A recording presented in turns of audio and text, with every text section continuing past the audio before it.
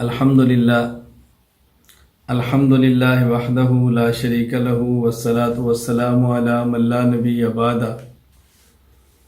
اما بعد فاعوذ باللہ من الشیطان الرجیم بسم اللہ الرحمن الرحیم ما کان محمد ابا احد من رجالکم ولکن رسول اللہ وخاتم النبیین وکان اللہ بکل شیء علیما اللہم صلی علی محمد وعلی آل محمد کما صلیت علی ابراہیم وعلی آل ابراہیم انک حمید مجید اللہم بارک علی محمد وعلی آل محمد کما بارکت علی ابراہیم وعلی آل ابراہیم انک حمید مجید۔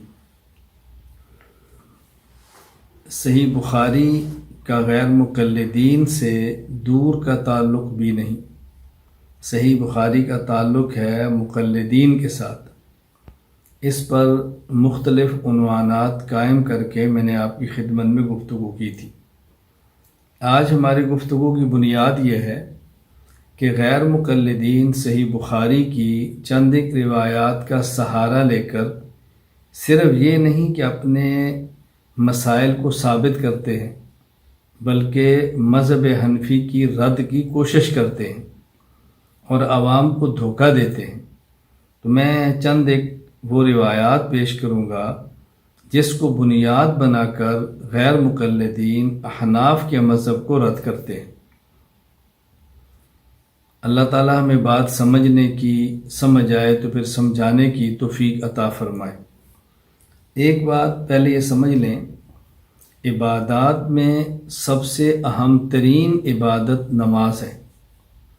نماز کو شرائط ارکان کا خیال رکھتے ہوئے، سنن مستحبات آداب کی رعایت کرتے ہوئے پڑھنا بہت ضروری ہے۔ غیر مقلدین سب سے زیادہ حملہ نماز کے مسائل کی بنیاد بنا کے احناف پہ کرتے ہیں۔ بہت سارے لوگ وہ ہیں جو بیچارے نماز نہیں پڑھتے، نماز سے دور ہوتے ہیں، بحمد اللہ تعالی تبلیغ جماعت کی محنت کی برکت سے، خانقاہوں کی محنت کی برکت سے، علماء کی محنت، مدارس کی محنت، اس کی برکت سے وہ نمازی بنتے ہیں۔ لوگ جب نمازی بن جاتے ہیں تو پھر یہ غیر مقلد ان کو پریشان کرتے ہیں۔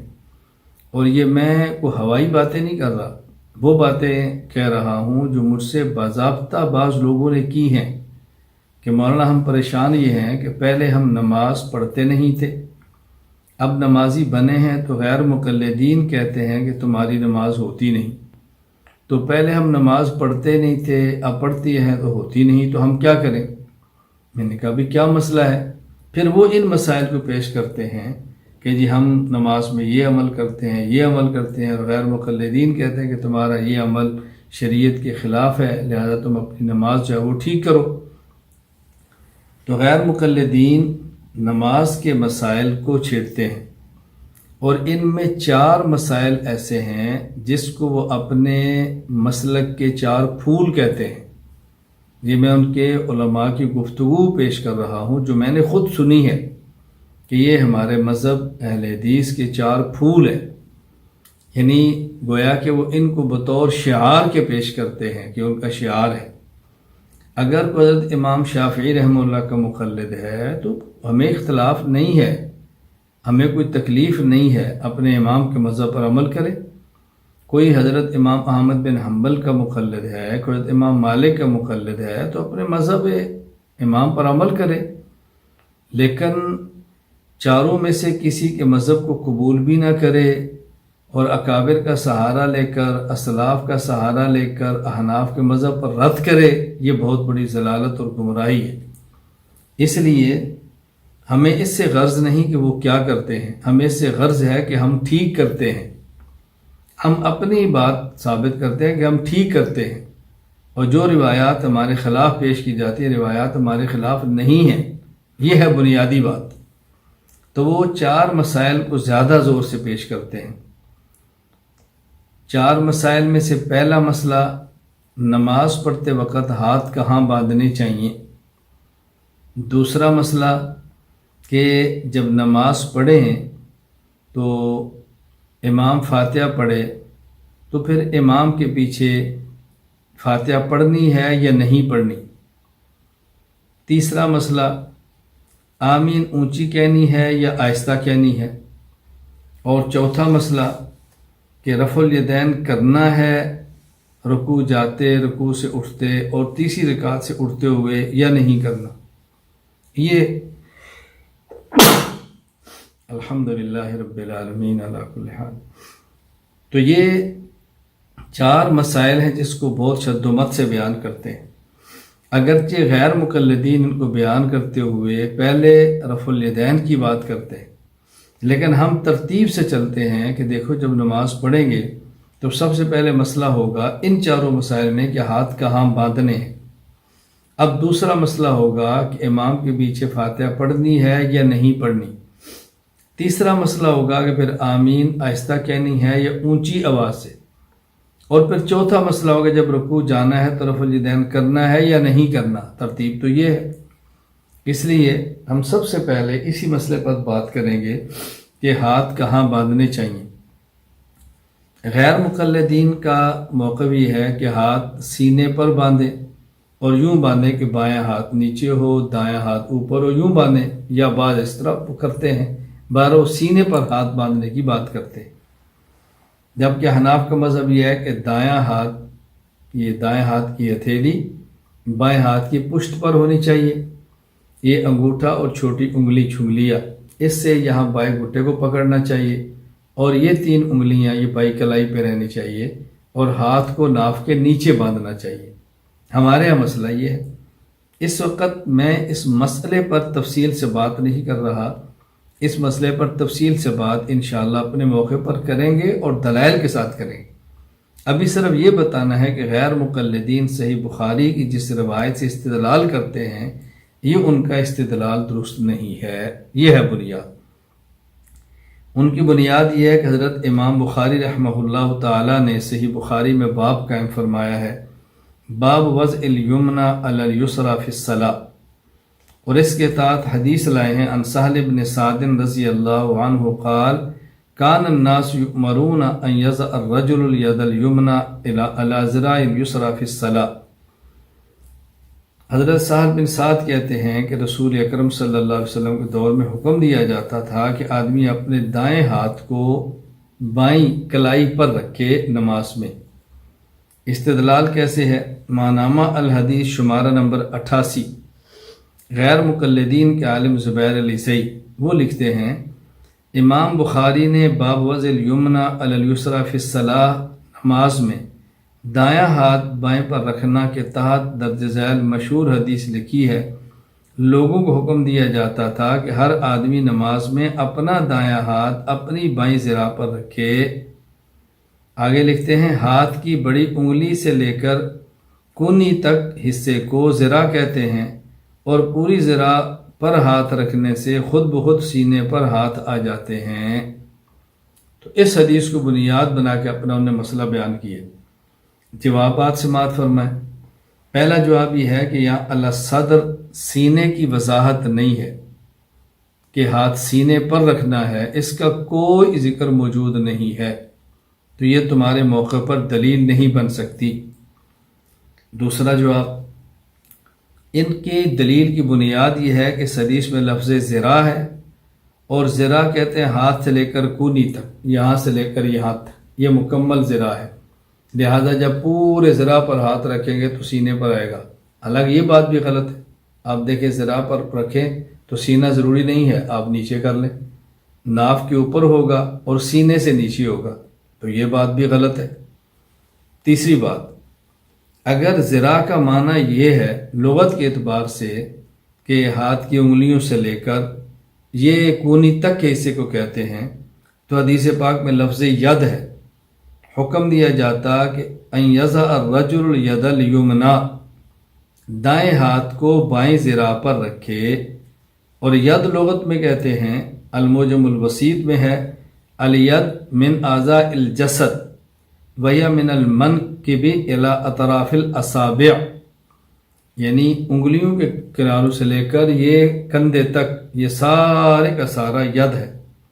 القاموس الوحید میں ہے ید اس کا اطلاق مونڈے سے انگلیوں کے کنارے تک ہوتا ہے۔ اب غیر مقلد یعنی دائیں ہاتھ کو یہاں سے لے کر کندھے تک، بائیں ہاتھ کی جو کلائی ہے ہاتھوں سے لے کر کونی تک یہاں پورا رکھ کر دکھائیں۔ تو اگر ذرا کا لغوی معنی لیا ہے تو پھر ید کا بھی لغوی معنی لے لیں، تو دونوں کو استدلال کریں اور ہاتھ رکھ کر دکھائیں، تو پھر اندازہ ہوگا کہ غیر مقلد کہتے کسے ہیں، پھر اندازہ ہوگا کہ استدلال کیسے کسے ہیں اور غیر مقلدین کی عقل اور دماغ کتنی ہے، یہ خود محسوس ہو جائے گا۔ اور چوتھا جواب یہ ہے کہ دیکھیں، اگر آپ نے استدلال کرنا ہے تو ساری اس عنوان پہ روایات کو جمع کریں تو آپ کو اندازہ ہوگا کہ اس حدیث کا مطلب کیا ہے۔ آپ ساری روایات کو جمع کریں، مثلا یہاں سہل بن سعد رضی اللہ عنہ صحیح بخاری کی روایت کے اندر یہ ہے کہ دائیں ہاتھ کو بائیں ذراع پر رکھا جاتا، کان الناس یؤمرون ان یضع الرجل الید الیمنی علی ذراع الیسری فی الصلاۃ۔ تو پھر دوسری روایت صحیح ابن حبان حدیث نمبر 1860، سنن نسائی باب موضع المرفقین، سنن ابی داود باب تفریع استفتاح الصلاۃ۔ یہ حدیث وائل بن حجر رضی اللہ عنہ سے فرماتے ہیں لأنظرن الی رسول اللہ صلی اللہ علیہ وسلم کیف یصلی قال فنظرت الیہ قام فکبر ورفع یدیہ حتی حاذتا اذنیہ ثم وضع یدہ الیمنی علی ظہر کفہ الیسری والرسغ والساعد۔ اس میں ہے کہ رسول اللہ صلی اللہ علیہ وسلم نے اپنے دائیں ہاتھ کو بائیں ہاتھ کی ہتھیلی، گھٹے اور یہ بازو پر رکھا۔ اب دیکھو تین چیزیں آ گئی، بائیں ہاتھ کی ہتھیلی، یہ گھٹا اور یہ جو کلائی کا حصہ یہاں رکھا، یہ دوسری حدیث آ گئی۔ اور تیسری روایت صحیح ابن حبان ذکر الاخبار اما یستحب للمرء حدیث نمبر 1770، حضرت عبداللہ بن عباس رضی اللہ عنہما فرماتے ہیں ان رسول اللہ صلی اللہ علیہ وسلم قال انا معاشر الانبیاء امرنا ان نؤخر سحورنا ونعجل فطرنا وان نمسک بایماننا علی شمائلنا فی صلاتنا۔ ہمیں حکم دیا گیا ہے کہ ہم دائیں ہاتھ سے بائیں ہاتھ کو پکڑیں۔ اور چوتھی حدیث مصنف ابن ابی شیبہ باب وضع الیمین علی الشمال حدیث نمبر 3959، ادوائل بن حجر رضی اللہ عنہ فرماتے ہیں رأیت النبی صلی اللہ علیہ وسلم وضع یمینہ علی شمال فی الصلاۃ تحت السرہ۔ رسول اللہ صلی اللہ علیہ وسلم کو میں نے دیکھا کہ آپ نے دائیں ہاتھ کو بائیں ہاتھ پر نماز میں ناف کے نیچے رکھا۔ اب حضرت امام حنیفہ رحمہ اللہ فرماتے ہیں کہ آپ عمل اس طرح کریں کہ چاروں روایات پر عمل ہو جائے۔ دائیں ہاتھ کی ہتھیلی بائیں کی پشت پر رکھ لیں، اس پر بھی عمل ہو گیا کہ دائیں ہاتھ کو بائیں کی ہتھیلی پر رکھا۔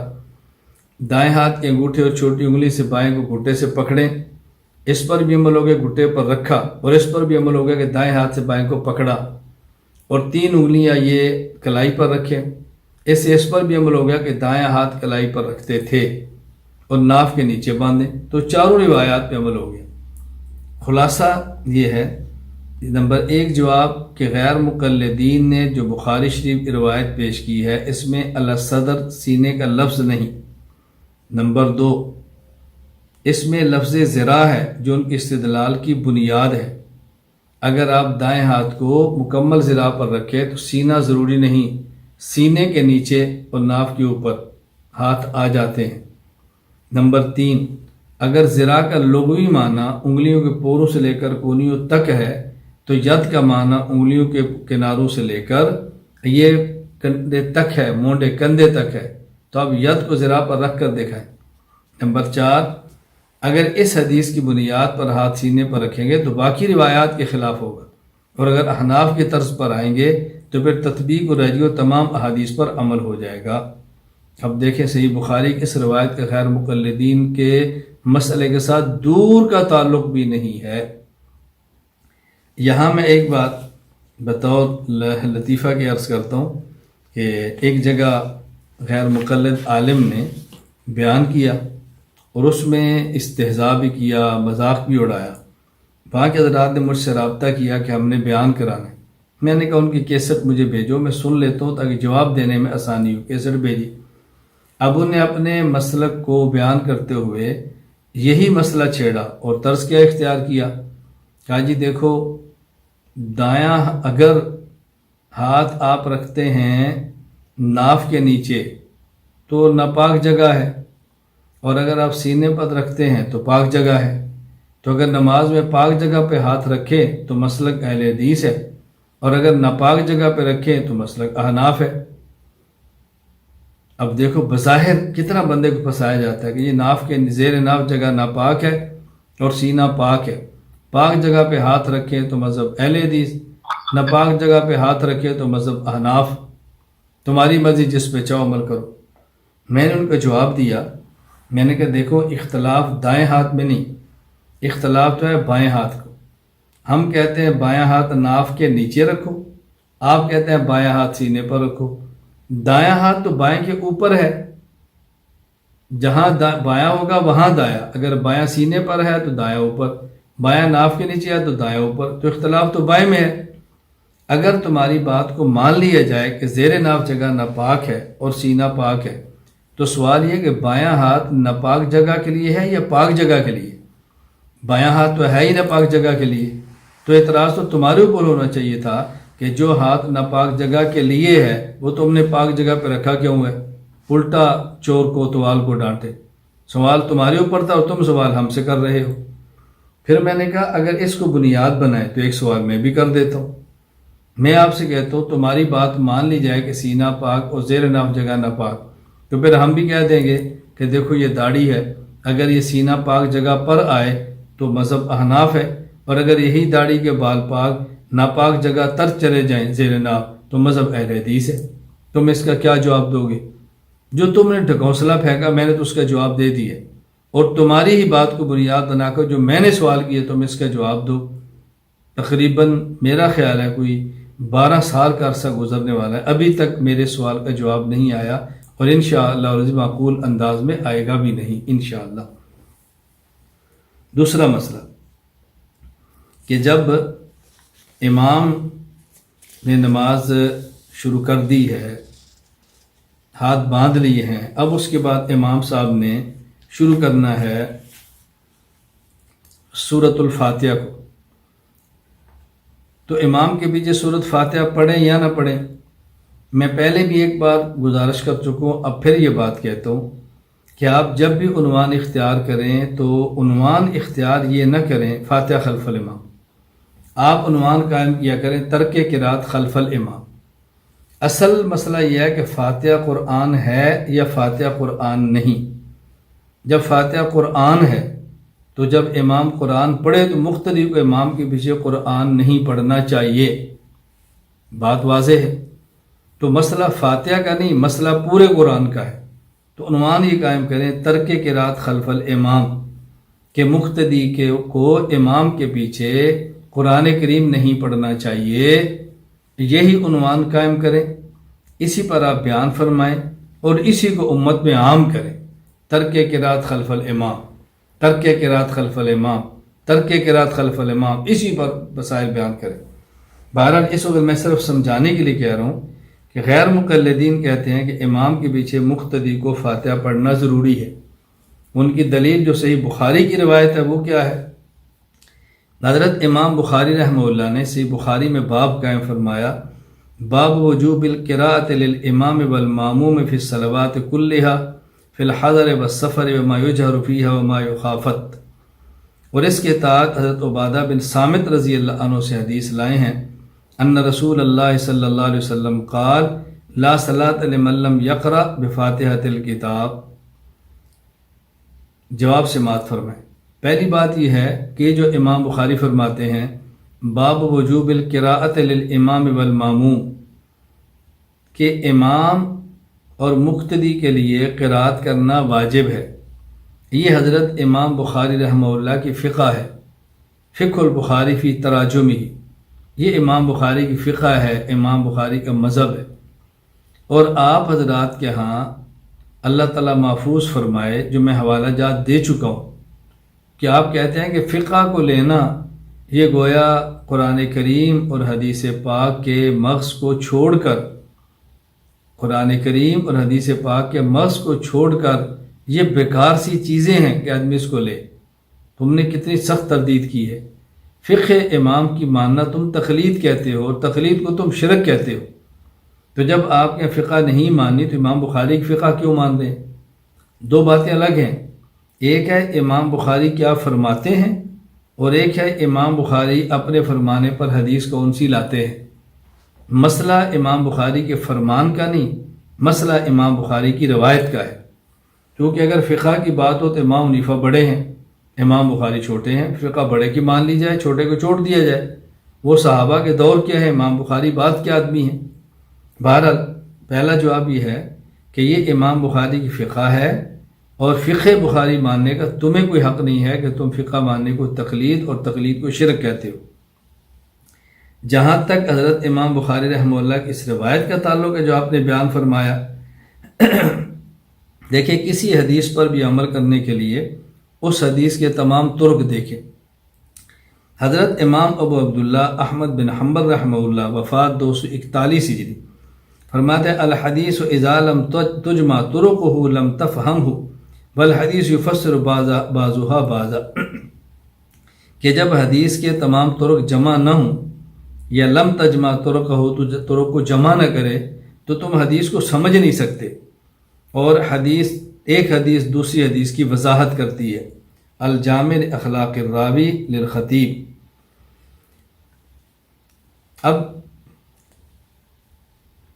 لا صلاۃ لمن لم یقرأ بفاتحۃ الکتاب فصاعدا، یہ الفاظ موجود ہے خلق و افعال عباد للبخاری کے اندر۔ صحیح مسلم باب وجوب قراءۃ الفاتحہ فی کل رکعہ، اور اسی طرح سنن ابی داؤد باب من ترک القراءۃ فی صلاۃ فاتحۃ الکتاب۔ تو یہ حدیث جو صحیح بخاری میں ہے، اب دیکھو خلق و افعال عباد البخاری، صحیح مسلم، سنن ابی داؤد، حدیث کے الفاظ کیا ہیں؟ لا صلاۃ لمن لم یقرأ بفاتحۃ الکتاب فصاعدا، یعنی فاتحہ بھی پڑھے اور کچھ زائد بھی پڑھے۔ اسی طرح حضرت ابو ہریرہ سے روایت ہے لا صلاۃ الا بقراءۃ فاتحۃ الکتاب فما زاد، فاتحہ بھی پڑھے کچھ زائد بھی پڑھے۔ سنن ابی داؤد باب من ترک القراءۃ فی صلاۃ فاتحۃ الکتاب۔ صحیح ابن حبان حدیث نمبر 1788، کتاب القراءۃ البیہقی حدیث نمبر 42۔ یہاں دیکھیں اس کو کس طرح بیان کیا گیا ہے۔ اسی طرح ابو سعید خدری رضی اللہ تعالی عنہ سے روایت ہے امرنا ان نقرأ بفاتحۃ الکتاب وما تیسر، سورۃ الفاتحہ پڑھیں اور جو کچھ آسان لگے وہ بھی پڑھیں۔ سنن ابی داؤد باب من ترک القراءۃ فی صلاۃ، سے ابن حبان حدیث نمبر 1788، کتاب القراءۃ للبیہقی حدیث نمبر 23۔ اسی طرح ابو سعید خدری رضی اللہ تعالیٰ عنہ سے روایت ہے لا صلاۃ لمن لم یقرأ فی کل رکعۃ بالحمد للہ بسورۃ فی فریضۃ او غیرہ۔ سنن ابی داؤد باب القراءۃ خلف الامام، کتاب القراءۃ للبیہقی حدیث نمبر 35۔ اب دیکھو تمام روایات ملاؤ تو اس میں آتا ہے فاتحہ اور فاتحہ سے کچھ زائد۔ ظاہر ہے فاتحہ اور فاتحہ سے کچھ زائد یا امام پڑھتا ہے یا مقتدی پڑھتا ہے، تو معلوم ہوا کہ اس حدیث کا تعلق مقتدی کے ساتھ نہیں ہے۔ تیسرا جواب اس میں ہے لا صلاۃ لمن لم یقرأ بفاتحۃ الکتاب۔ اب یہ من کیا ہے؟ شمس الائمہ امام محمد بن احمد بن ابی سہل سرخسی وفات 483 ہجری، اصول سرخسی میں فرماتے ہیں وَهِيَ عِبَارَةٌ عَنْ ذَاتٍ مَّن يَعْقِلُ وَهِيَ تَحْتَمِلُ الْخُصُوصَ وَالْعُمُومَ، کہ من عام بھی ہے من خاص بھی ہے، ہر کسی کے لیے بھی ہے اور بعض افراد کے لیے۔ اب یہاں من عام ہو تو مقتدی امام اور منفرد سب کو شامل ہوگا، جب من خاص ہوگا تو تینوں کو شامل نہیں ہوگا، کسی ایک کو یا دو کو شامل ہوگا۔ اور من کا خاص ہونا قرآن کریم سے ثابت ہے، سورۃ الشورى آیت نمبر 5، والملائکۃ یسبحون بحمد ربہم ویستغفرون لمن فی الارض، ملائکہ استغفار کرتے ہیں ان لوگوں کے لیے جو زمین کے اندر ہیں، اور ملائکہ کا مومنین کے لیے استغفار کرنا دوسری سورۃ المومن آیت نمبر 7 سے ثابت ہے، ویستغفرون للذین آمنوا۔ اسی طرح سورہ ملک آیت نمبر 16 اور 17، آمنت من فی السماء ان یخسف بکم الارض، آگے آمنتم من فی السماء ان یرسل علیکم حاصبا، تو من ہمیشہ عام نہیں ہوتا بلکہ من خاص بھی ہے۔ تو میں خیر یہ بتا رہا تھا کہ ان کی دلیل تب بنتی ہے جب من عام ہو، اور من ہمیشہ عام نہیں ہوتا، عام بھی ہوتا ہے اور خاص بھی ہوتا ہے۔ تو یہاں من خاص ہے، جس پر قرائن اور شواہد بھی ہیں کہ من خاص کیوں ہے، اس کو اچھی طرح ذہن نشین فرما لیں۔ کئی ایک حوالے کہ یہ حدیث منفرد کے لیے ہے، اکیلے آدمی کے لیے ہے، اس کو اچھی طرح ذہن نشین فرمائیں۔ نمبر 1، امام ابو عیسیٰ محمد بن عیسیٰ بن سورہ الترمذی، وفات 279 ہجری، جامع ترمذی، باب ما جاء فی ترک القراءۃ خلف الامام، اس کے تحت جابر بن عبداللہ رضی اللہ عنہ فرماتے ہیں کہ لا صلاۃ لمن لم یقرأ بفاتحۃ الکتاب ان ھذا اذا کان وحدہ، یہ اکیلے آدمی کے لیے ہے، مقتدی کے لیے نہیں ہے، مقتدی کے لیے نہیں، اکیلے کے لیے، منفرد کے لیے۔ نمبر 2، حضرت عبداللہ بن عمر رضی اللہ تعالی عنہما سے ہے، موطأ امام مالک، باب ترک القراءۃ خلف الامام فیما جہر فی، ان سے پوچھا گیا کان اذا سئل هل یقرأ احد خلف الامام قال اذا صلى احدكم خلف الامام فحسب قراءۃ الامام واذا صلى وحدہ فلیقرأ، اکیلا نماز پڑھے تو فاتحہ سورت پڑھے، اور جب امام کے پیچھے ہو تو پھر امام کی قراءت اس کے لیے کافی ہے۔ اسی طرح حضرت سفیان بن عیینہ رحمہ اللہ، وفات 198 ہجری، تفسیر سفیان بن عیینہ سورۃ الفاتحہ کی تفسیر کے تحت فرماتے ہیں لمن یصلی وحدہ، کہ یہ اس شخص کے لیے جو اکیلا نماز پڑھے۔ اسی طرح سنن ابی داؤد، باب من ترک القراءۃ فی صلاۃ فاتحۃ الکتاب، التمہید لابن عبد البر، تحت الحدیث 89 وہاں کے اندر موجود۔ حضرت امام احمد بن حنبل رحمہ اللہ، وفات 241 ہجری، جامع ترمذی، باب ما جاء فی ترک قراءۃ خلف الامام۔ اما احمد بن حنبل فقال معنی قول النبی صلی اللہ علیہ وسلم لا صلاۃ لمن لم یقرأ بفاتحۃ الکتاب اذا کان وحدہ۔ اسی طرح امام ابو بکر احمد بن ابراہیم بن اسماعیل فرماتے ہیں، وفات 371 ہجری، قال الاسماعیلی فی روایت اذا کان وحدہ، یہ اس شخص کے لیے جو اکیلا نماز پڑھے۔ بدر المجہود فی حل ابی داود لشیخ سہارنپوری، باب من ترک القراءۃ فی صلاۃ فاتحۃ الکتاب۔ اسی طرح امام ابو عمر یوسف بن عبداللہ بن محمد بن عبد البر المالکی، وفات 463 ہجری، وہ فرماتے ہیں خاص واقع علی من صلی وحدہ او کان اماما، التمہید لموطأ فی المالک من المعانی، تو یہ فرماتے ہیں اکیلے آدمی کے لیے۔ اسی طرح امام ابو محمد عبداللہ بن احمد بن قدامہ المقدسی الحنبلی، وفات 620 ہجری، المغنی لابن قدامہ، مسئلہ والماموم اذا سمع قراءۃ الامام، فرماتے ہیں اما حدیث عبادہ الصحیح اور محمول علی غیر الامام، یہ امام کے لیے نہیں ہے یا منفرد، نہ مقتدی کے لیے نہیں ہے، یا منفرد اور یا امام۔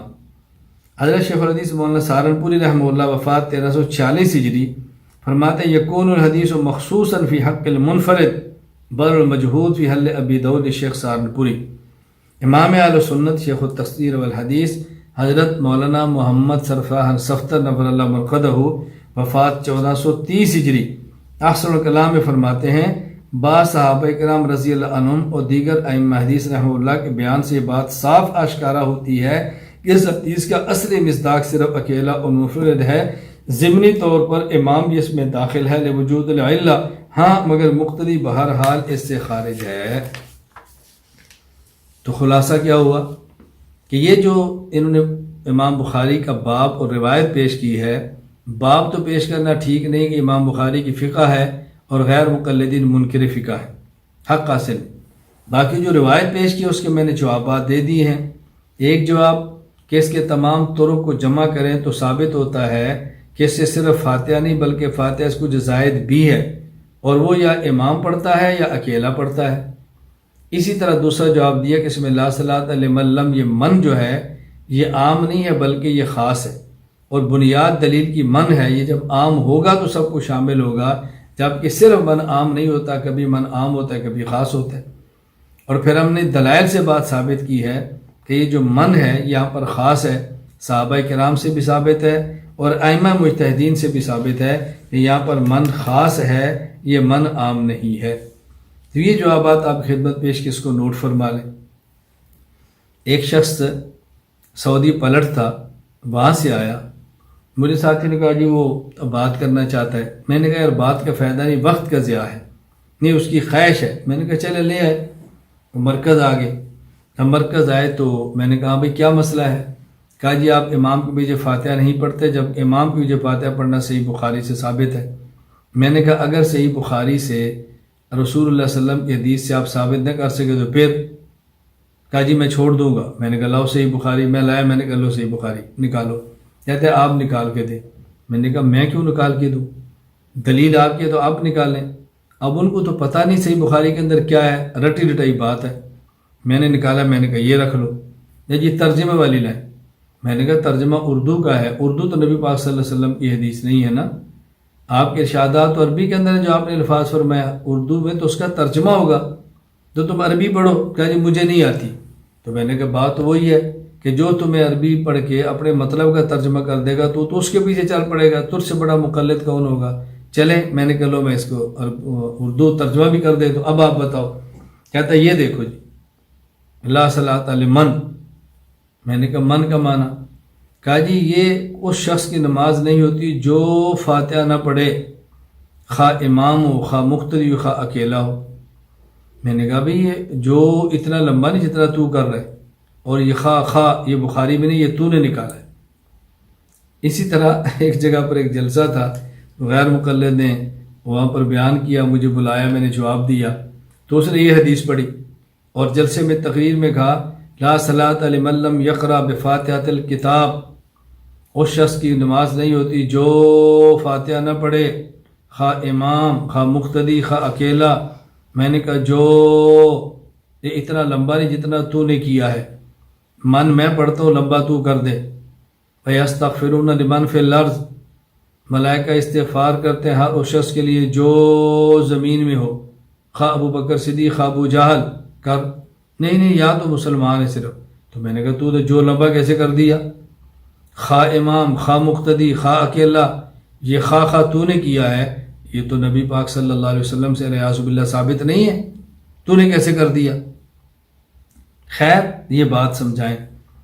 اس کے لیے میں آپ سے کہوں گا کہ میرا ایک بیان ہے، اس پر مستقل آپ سماعت فرما لیں، وہ یہ کہ لفظ بھی صحابی سے، معنی بھی صحابی سے، لفظ صحابی اور معنی بھی صحابی دے، یہ ہے مذہب حناف۔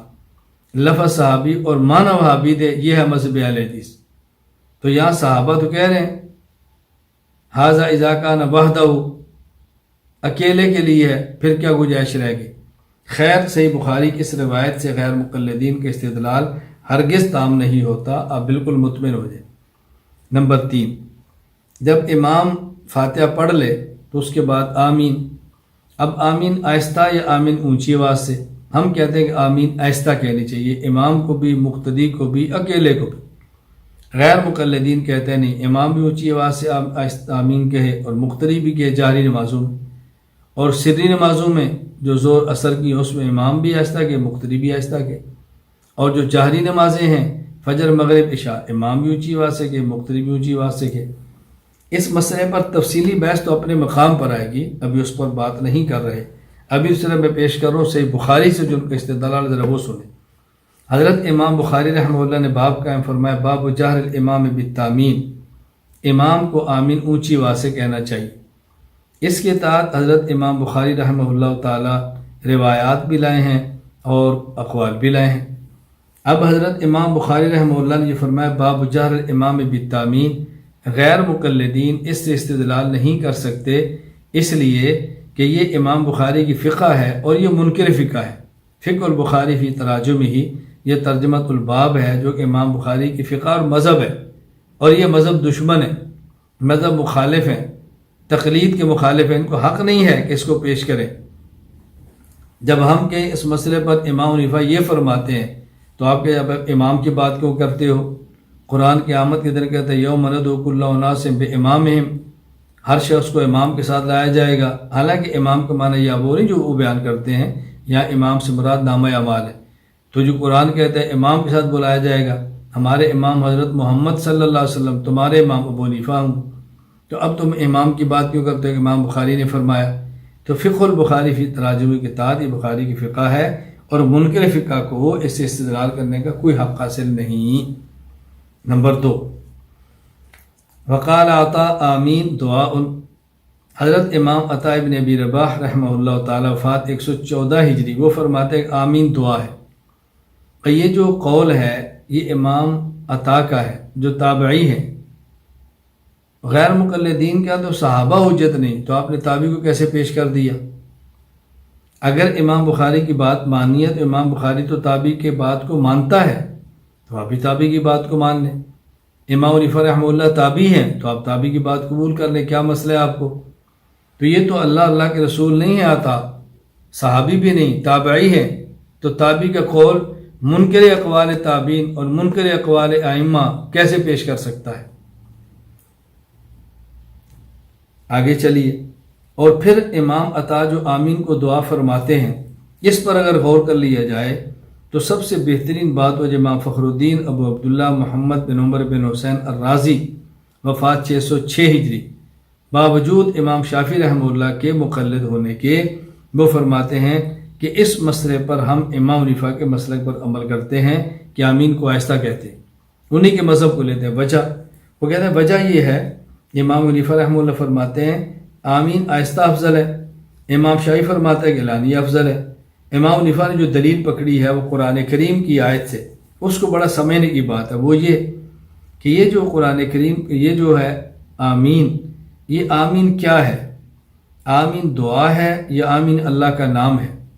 اگر آمین دعا ہے تو قرآن کہتا ہے ادعوا ربکم تضرعا وخفیہ، دعا مانگو گڑ گڑا کر اور آہستہ۔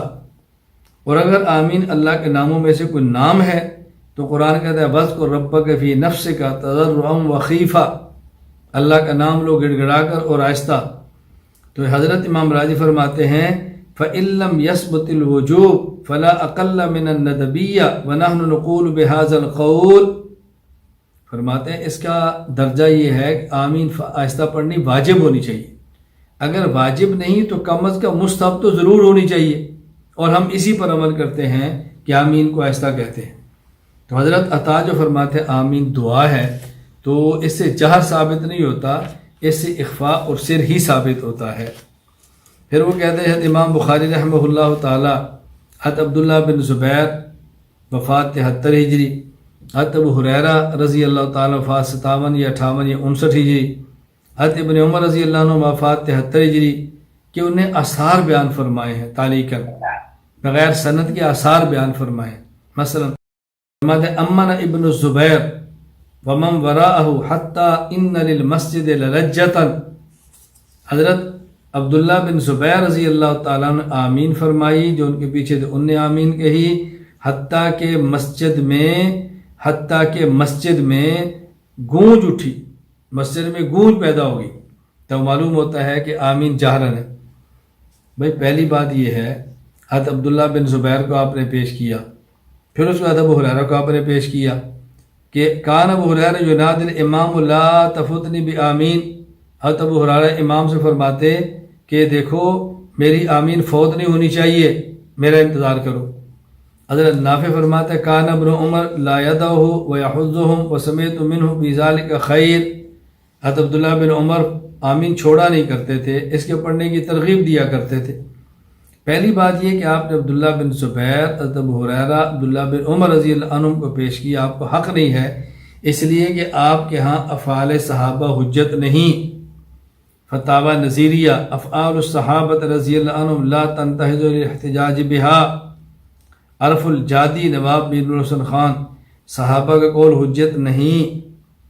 بدور الاہلہ نواب صدیق حسن خان، آثار صحابہ سے حجیت قائم نہیں ہوتی، جب تمہارے حجت ہے تم نے پیش کیسے کیے؟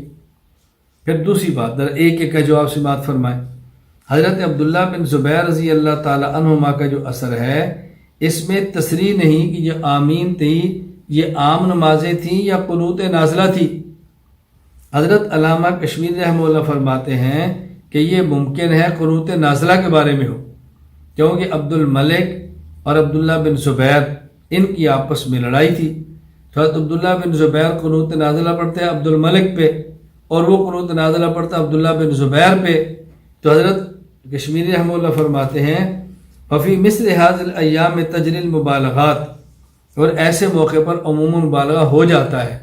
یعنی چونکہ مخالفت تھی، لڑائی تھی، تو ممکن ہے وہ بھی زور کے ساتھ آمین پڑھتے ہوں اور یہ بھی زور کے ساتھ آمین کہتے ہوں، اور یوں قنوت نازلہ جنا وہ کے اندر آمین اونچی آواز سے کہی جاتی ہو.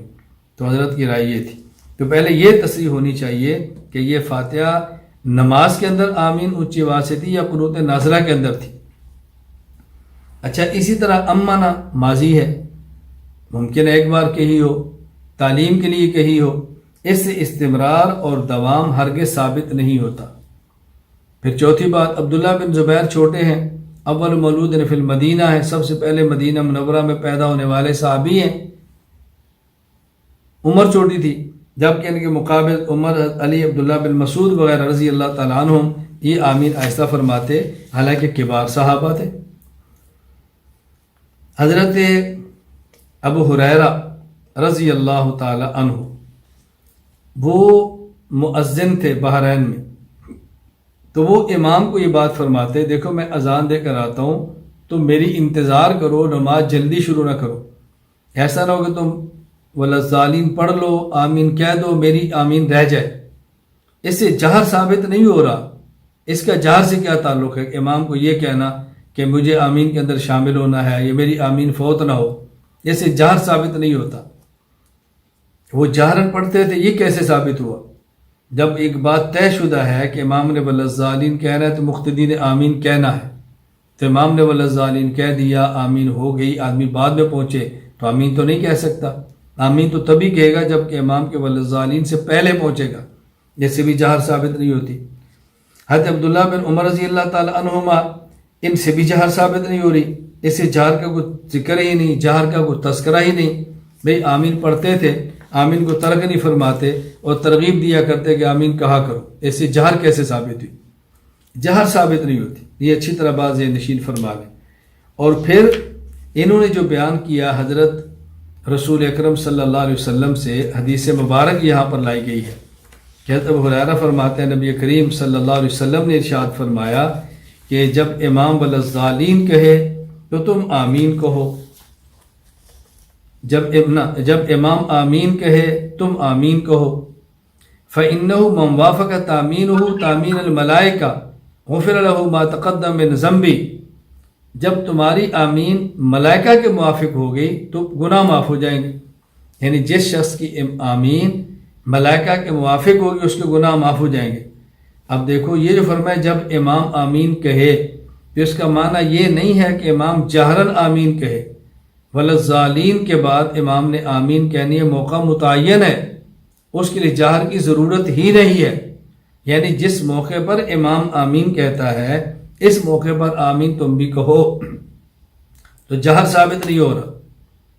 اور جس کی آمین ملائکہ کی آمین کی موافق ہو گئی، اگر تو ملائکہ جہرن کہتے ہیں تو موافقت جہر میں ہوگی، اور اگر ملائکہ سرن کہتے ہیں تو موافقت سر کے اندر ہوگی. تو ملائکہ تو جہر نہیں فرماتے نا، ملائکہ تو آمین آہستہ کہتے ہیں.